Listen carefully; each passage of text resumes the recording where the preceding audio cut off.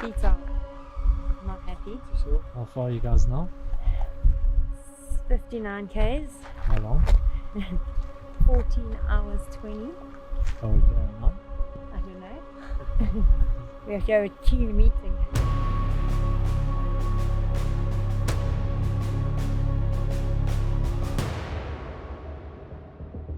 My name is Nikki Karamba.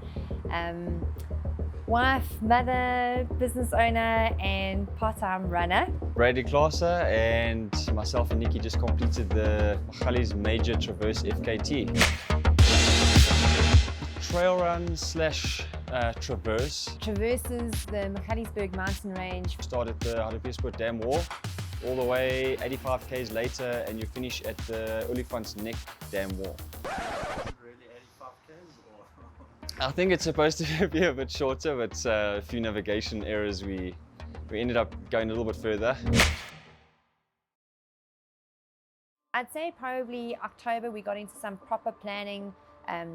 Like I said, we were looking at routes on Google Earth, which Google Earth lies about everything that could be out there. We planned our next few scouts a little bit differently. A little bit longer, ranging from 25 k's to 35 k's for each scout. Came across a lot of surprises up there when it came to no trails, no runnable areas. The one day we got stuck in a rainstorm on top of the mountain.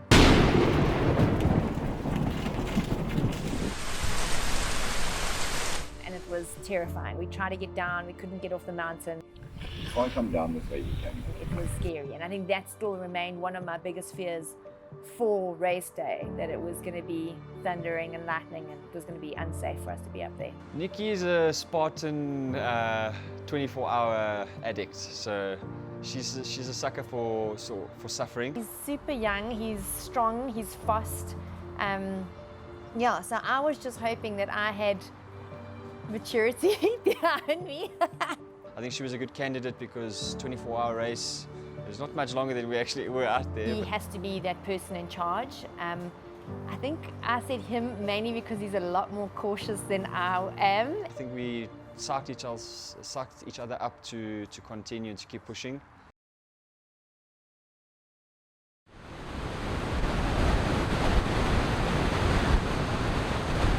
It was an early start. Left home at 2:30, arrived at the start at about 3:15, I think. Got out the car, got packs on. I'm having equipment malfunction over here. Really?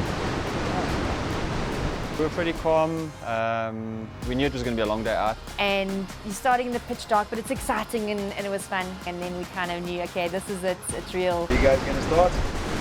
The Magaliesberg Traverse FKT, 78 k's.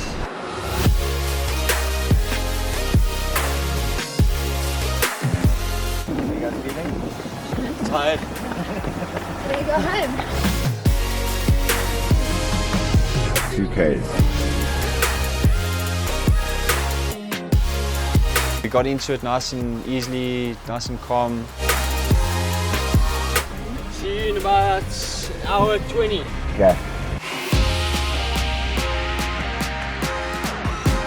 We got up to the first peak and was able to watch the sunrise over Hartbeespoort, which was just absolutely magnificent. Saw our first beacon. Brad started a little bit of a celebration at every beacon that he made a tradition for himself.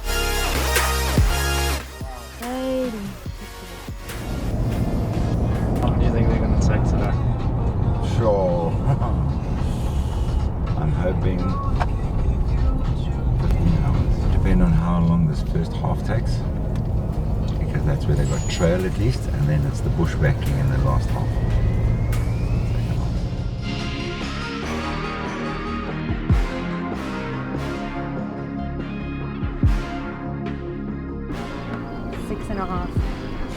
Six and a half, 1 hour 30. So everything is running on schedule right now. So we actually had a discussion about, we think the snakes had a really good dinner at about 6 o'clock last night. And because the dinner was so good, they're going to sleep the entire day and only wake up at like 7 o'clock tonight. So we're actually fine. So if we're on track, it's 4 hours. 4.5. For the record, I'm quite happy there's water because I am quite concerned about Brad dehydrating en route with the amount of peeing he's doing at every beacon. Walking my territory. Enjoy your waffles. I think things started getting a little bit more real, like 4 or 5 hours in. We had 6 liters of water on us. We kind of worked on, if it wasn't going to be such a hot day, we would need about 500 mils per hour. And we thought that that would get us to the next water point, well, to a stream or whatever we could find pretty easily. The first checkpoint was supposed to be about 4 hours in, or the first water point that we wanted to get water in. But once we were up on the mountain, there was nothing. We found tiny little trickles of water coming out of rocks, and every time we hiked down into a ravine to try and find more water, there was absolutely nothing.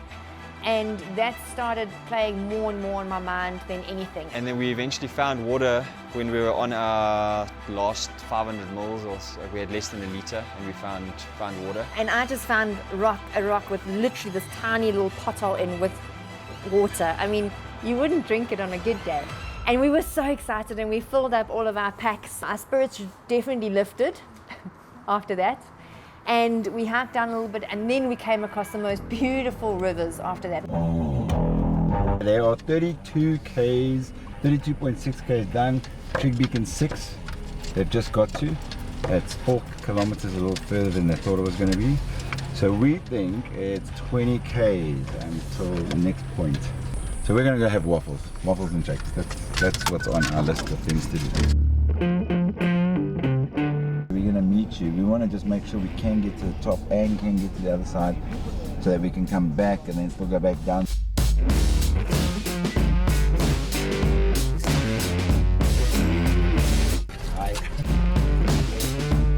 Everything around it's going on. That's great.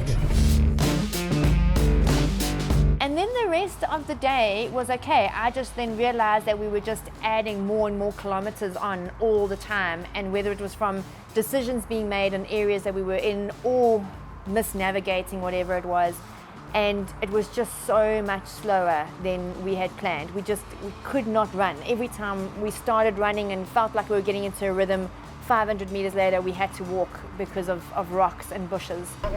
Okay, but let me, again, just give me kilometers and that once you hit that beacon, okay? Yeah. Alright, cool. Yeah. Okay, good luck. And that was that. It took them 3 hours for 10 Ks. So they're coming up now to the tower. We think that's about 5 Ks away, that they can see it. So hopefully they'll get there, and then another 10 Ks after that and we can see them. Fun.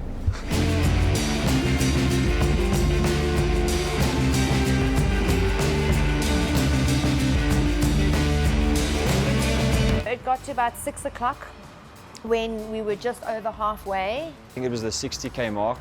And we had to make a call on whether we were going to carry on or not.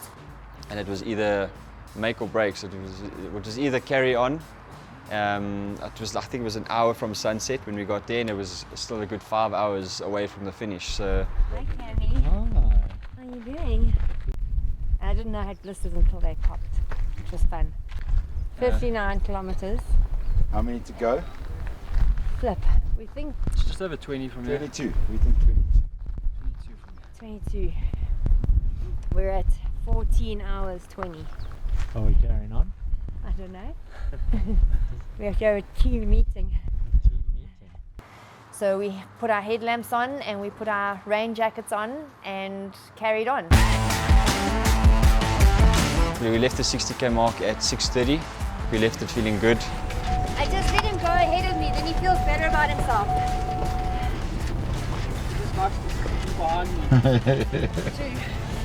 Until the sun went down.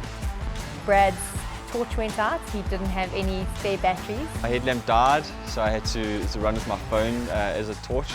Mr. Safety failed us there. And then we tracked, and I mean in the dark there, you're looking down all the time at half a meter, like that's all you can see. That video you seen, I can't believe the haddock there. It was rocky, it was dark, it was technical.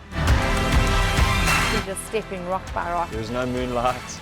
My body was exhausted. I couldn't walk a straight line. At that stage, we were getting a little bit over it. We've come this far. We chose to do this. We're going to carry on.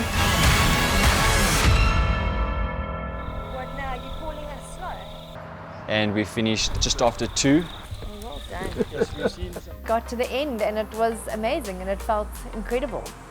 And we swore never to go back onto that mountain again.